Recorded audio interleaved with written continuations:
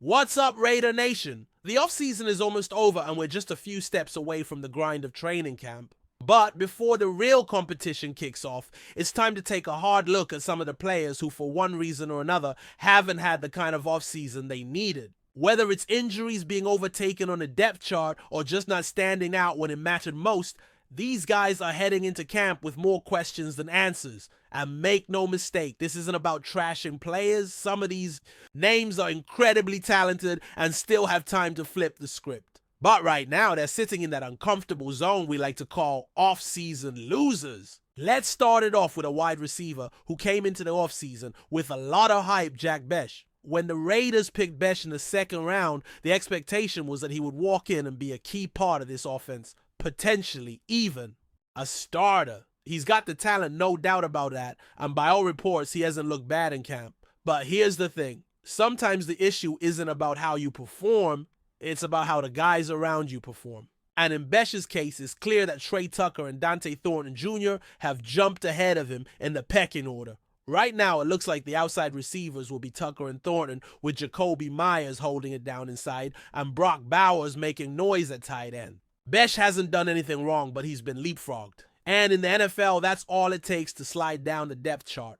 Moving on to cornerback Jacorian Bennett, who was arguably the Raiders' best cornerback last season. Better than Nate Hobbs, better than Jack Jones, no question. The stats back that up, the tape backs that up. But here we are, and Bennett isn't running with the starters. Eric Stokes and Darian Porter are the guys getting the first team reps. And it's not just about performance, it's about regime change. This coaching staff didn't draft Bennett, and they seem to be favoring their own guys. There's also been some health concerns with Bennett. He's battled shoulder issues in the past, and while he's reportedly healthy now, he's been brought along slowly. That's not a great sign when you're trying to hold on to a starting spot. Now let's talk about Devin White, the former Pro Bowler, who came to Vegas on a one-year low-risk deal. On paper, it looked like a sneaky good signing, but if the idea was for him to be a starting three-down linebacker, that dream might already be over. The Raiders handed out bigger contracts to Landon Roberts and Jermaine Pratt, who are clearly the top two guys in that linebacker room. White, meanwhile, is being looked at more as a situational piece. Maybe someone who can rush the passer on third down, but not someone you want covering tight ends or backs in space.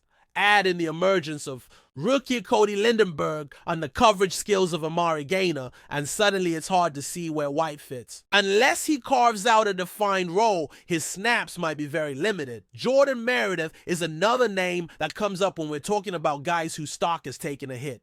Early in the offseason, there was chatter that he could compete for a starting guard spot, maybe on the left, maybe on the right. He's versatile, he's tough, and he's been a grinder since day one. But the Raiders didn't sit still. They brought in Alex Kappa, who looks locked in at right guard.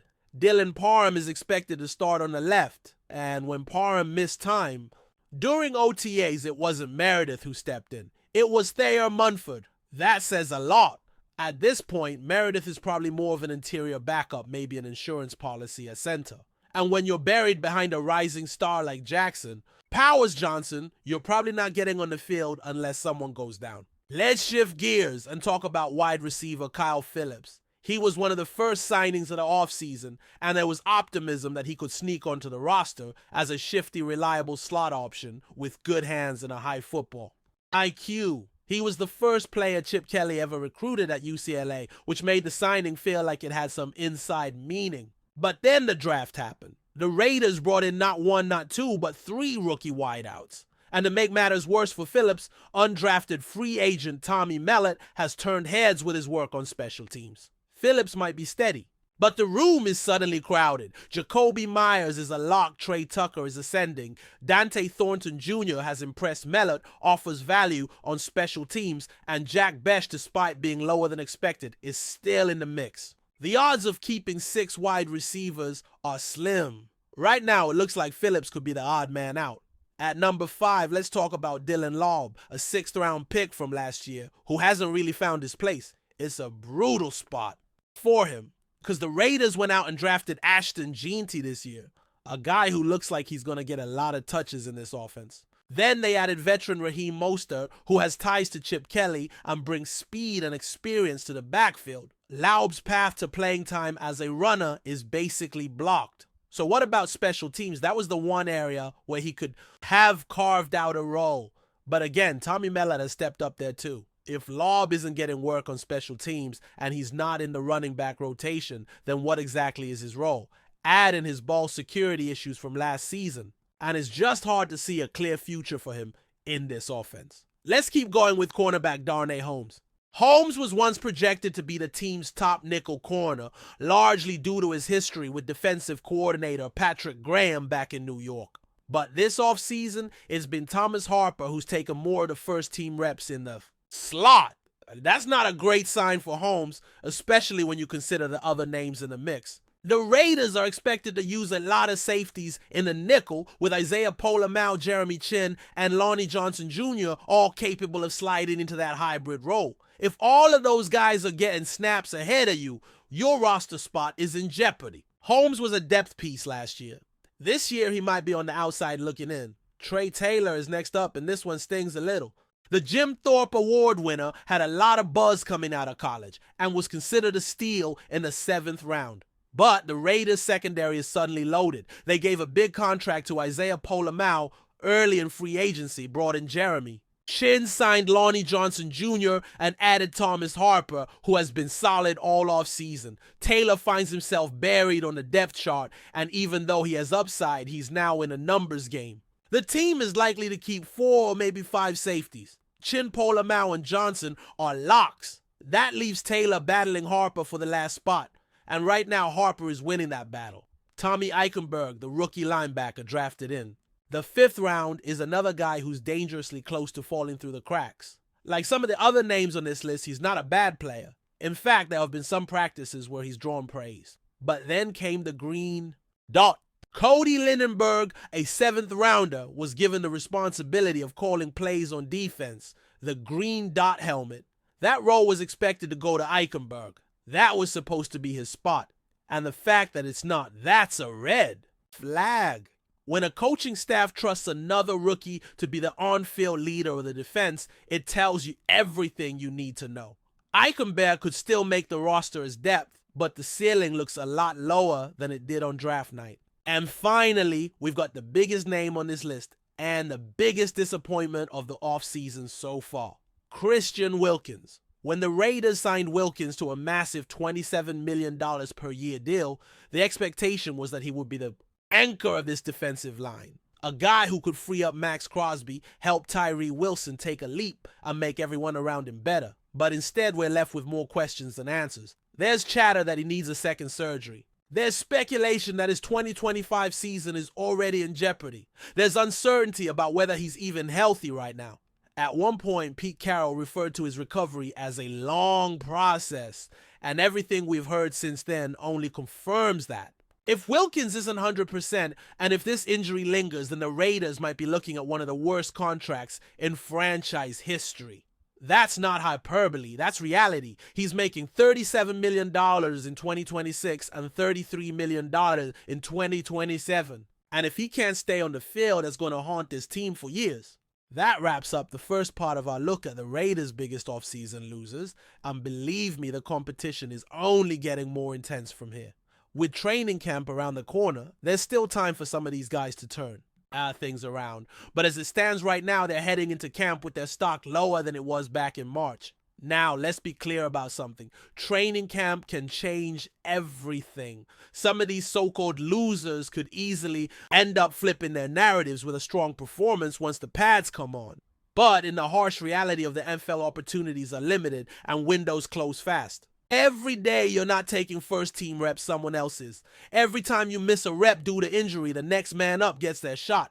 And if that guy performs, well, just ask Jack Besh or Jacorian Bennett how quickly things can shift. What makes this Raiders offseason particularly brutal for some players is that it's not just about performance, it's about regime change. New coaches, new systems, and new priorities. That means draft position past stats or even raw talent might not be enough anymore. If you don't fit the current vision, you could find yourself on the chopping block, even if your resume says you belong. Cody Lindenberg is the perfect example of how quickly things can swing the other way. A 7th round rookie given the lay. Green dot over someone like Tommy Eichenberg.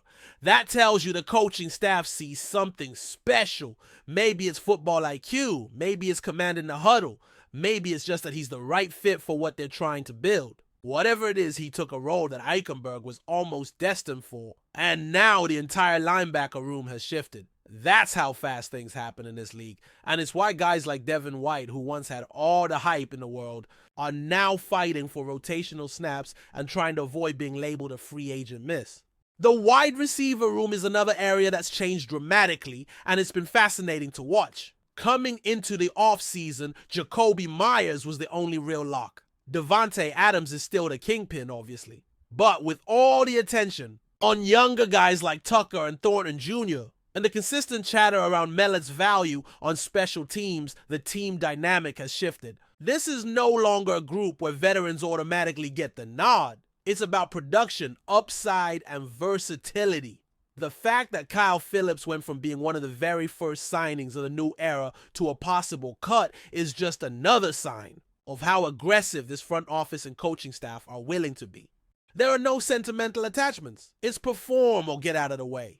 The same philosophy seems to apply on the offensive line. Jordan Meredith's situation highlights how thin the margin for error is when you're not one of the big money guys or top draft picks. Early on, there was real belief that Meredith could push for a starting guard spot. And while that dream wasn't entirely unrealistic, the way this staff has shuffled things around shows you how little patience there is. For maybe players, when Parham missed time, they turned to Thayer Munford, not Meredith. That's a choice. That says something. And it probably means Meredith is now fighting just to hold on to a roster spot as a backup interior lineman. Not the worst case scenario, but definitely a drop from where he started. There's also a larger pattern here, one that can't be ignored. The devaluation of players tied to the previous regime. Whether it's draft picks or depth signings, it seems like the staff is systematically clearing the slate.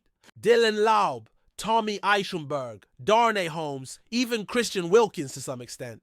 They all came in with momentum or expectations that no longer seem relevant. And that's tough. That's part of the cruel nature of the NFL. A new coach walks in and suddenly your past doesn't matter. They didn't pick you. They didn't believe in you on draft day. And unless you give them a reason to believe in you now, you're just another guy wearing the wrong jersey. Of course, some of these situations are still fluid. Jacorian Bennett, for example, may not be starting today, but he's far from done. He's got the length, the athleticism, and the instincts to thrive in this league. If he gets healthy, if he regains that burst, he could absolutely work his way back into the rotation. Same goes for Besh. There's no shame in being behind someone like Dante Thornton Jr., who has turned heads all off season. Besh still has time, still has talent, and if he makes the most of his reps in camp and preseason, he can remind everyone why he was a high pick. But for guys like Trey Taylor, the path forward is murkier. You love his upside. You love the instincts, the physicality, the production at the college level. But when the team has already invested money and trust in other players, the opportunities become scarce. Taylor needs reps, but those are hard to come by when you're buried on the depth chart. He needs to show up in a big way on special teams or make some eye-popping plays in limited defensive snaps. Otherwise, he's looking at a practice squad spot, or worse. And then there's Christian Wilkins. Let's not sugarcoat it. This is a nightmare scenario. You pay a guy top of the market money, you hype up the signing as a franchise-altering move. And then silence, injury, doubt, confusion, the whispers about a second surgery, the inconsistency with the walking boot, the lack of real updates. It's all unsettling. And when Pete Carroll, not exactly known for doom and gloom, says it's going to be a long process, you have to take that seriously. Raiders fans had dreams of Wilkins dominating the line of scrimmage, swallowing double teams, opening lanes for Crosby and Wilson. Instead, we're sitting here wondering if he's even going to suit up in week 1. And worse, wondering if this is the beginning of another expensive mistake for a franchise that's had too many of them. Wilkins could still turn it around. He's a phenomenal talent when healthy, and if he makes a full recovery and gets back to playing at a high level, he'll be worth every penny. But that's a big if right now. And in the meantime, the Raiders are stuck paying premium prices while getting no production. That's not just frustrating, it's damaging to the entire roster build. That money could have gone to other needs. That spot on the line could have been given to someone they could develop.